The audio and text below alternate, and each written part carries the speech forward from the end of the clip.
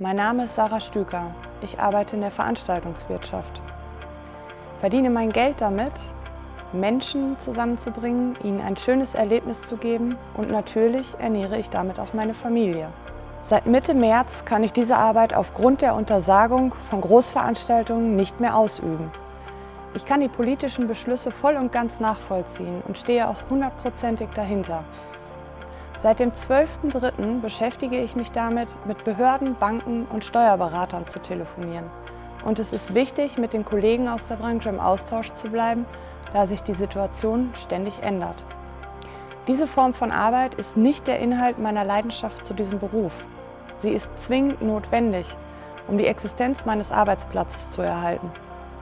In den letzten 3 Monaten habe ich in wenigen Momenten daran gedacht, aufzugeben.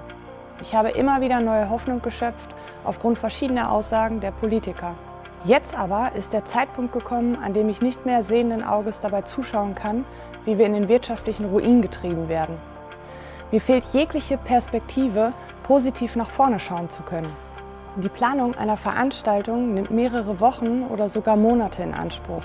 Aus Unsicherheit vor einem erneuten Lockdown geht aber niemand mehr in die konkrete Planung für dieses Jahr. Der Kalender ist bestückt mit Absagen, die aktuell auch schon ins nächste Jahr greifen. Selbst wenn es ab dem 1. September für uns weitergehen könnte, gibt es nicht genügend planerischen Vorlauf, um dieses Jahr noch finanziell eigenständig überleben zu können. Wir können keine neuen kreativen Wege einschlagen, ohne uns selbst dabei zu vernichten. Wenn wir aktuell Streaming-Dienste anbieten, hat das rein gar nichts mit Wirtschaftlichkeit oder Nachhaltigkeit zu tun.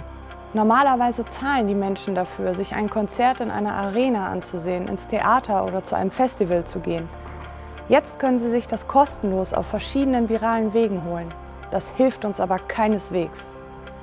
Unsere Zukunft sind auch unsere Auszubildenden.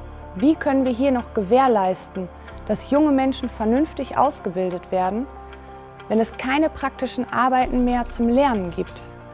Wenn von einer Ausbildungszeit mindestens ein halbes Jahr staatlich verboten wird, kann diese Zeit niemand mehr nachholen. Als Ausbilder gibt man den jungen Menschen auch ein Stück weit Struktur und verantwortungsvolles Handeln mit auf den Weg. In dieser Zeit geht aber jegliche Art von Struktur verloren. Den Menschen fehlt in dieser Zeit das Gefühl der Unbeschwertheit, des gemeinsamen Moments und einer Form von Ausgelassenheit. In kleinen Teilen ist diese Form des Zusammenkommens wieder möglich und es wird an vielen Stellen, besonders bei schönem Wetter, voll ausgeschöpft.